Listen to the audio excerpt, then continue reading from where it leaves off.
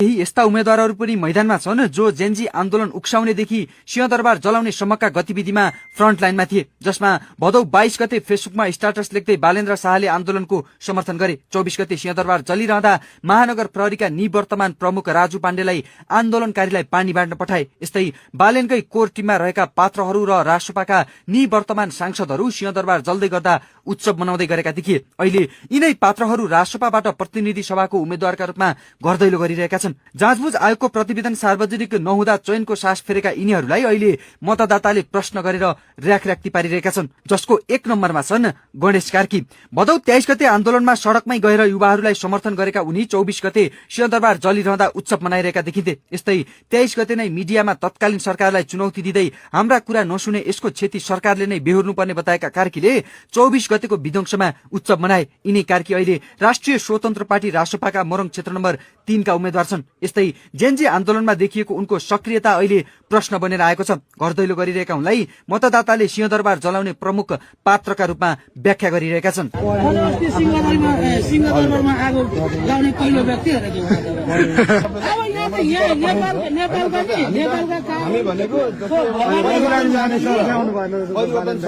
सुलभ खरेल।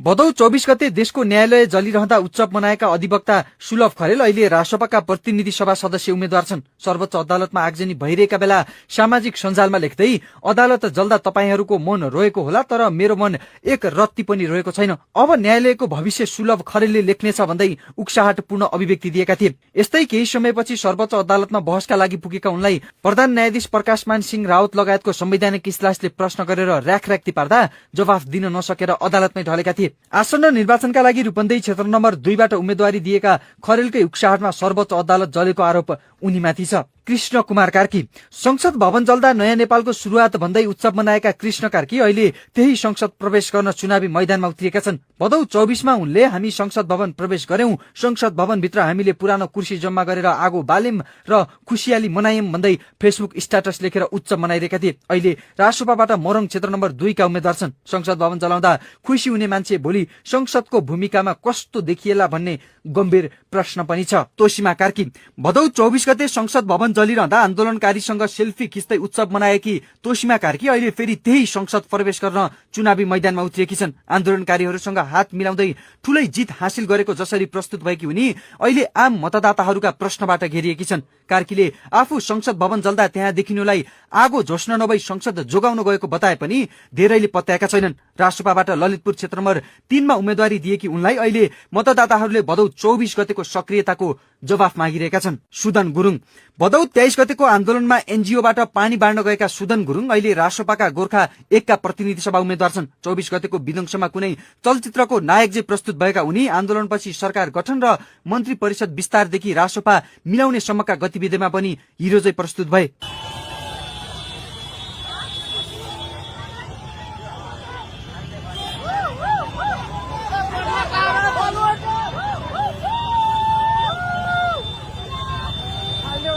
बब्लु गुप्ता।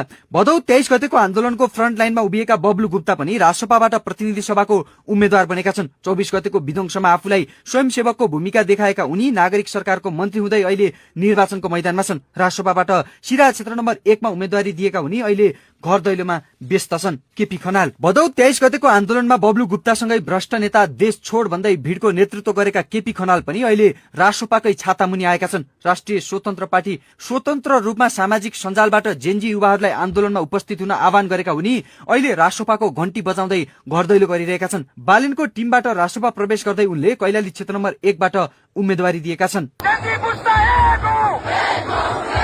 आशिका तामाङ। सामाजिक अभियन्ताका रूपमा देखिएको सक्रियताका कारण चर्चामा आएकी आशिका तामाङ पनि अहिले राष्ट्रपाकै छातामुनि आएकी छन्। भदौ 24 गतेको विध्वंसमा आन्दोलनकारीहरूसँगै देखिएकी उनी अहिले राष्ट्रपाको धादिङ क्षेत्र नम्बर 1 की प्रतिनिधि सभा उम्मेद्वार बनेकी छन्। आन्दोलनपछि घाइते र मृतक परिवारलाई आवश्यक सहयोग गरेर सबैको मन जिते पनि अहिले राजनीतिमा प्रवेश गरेपछि प्रश्नबाट घेरिँदै गएकी छन्। सञ्जालमा आन्दोलनताका भिडियो सामग्री अहिले भाइरल हुँदा उनीमाथि विभिन्न टीका टिप्पणी भइरहेका छन्। राजीव खत्री। सामाजिक सञ्जालबाटै जेन्जी आन्दोलनको आन्दोलनको समर्थन गरेका र भदौ 24 गते रवि लामिछानेलाई नक्खु कारागारबाट निकालौं भन्दै माहौल भड्काएका राजीव खत्री पनि अहिले चुनावी मैदानमा छन्। रवि लामिछानेलाई जेलबाट निकालेर प्रधानमन्त्री बनाऊ भन्दै फेसबुक स्ट्याटस लेखेका उनी अहिले राष्ट्रपाबाट भक्तपुर क्षेत्र नम्बर 2 को उम्मेद्वार छन्। यस्तै 24 गते खत्रीकै आह्वानमा रविलाई जेलबाट निकाल्न आन्दोलनकारीहरू पुगेका र त्यसपछि देशैभरबाट 14,000 बढी कैदी फरार भएको आरोप समेत लागिरहेको छ। यी लगायत अन्य राष्ट्रपाका पुराना नेताहरू पनि भदौ 24 को विध्वंसमा आन्दोलनकारीहरूसँगै उत्सव मनाइरहेका थिए। सभापति रवि लामिछानेलाई फिल्मी शैलीमा कारागारबाट निकाल्न प्रवक्ता मनिष शाह लगायतका नेताहरू पनि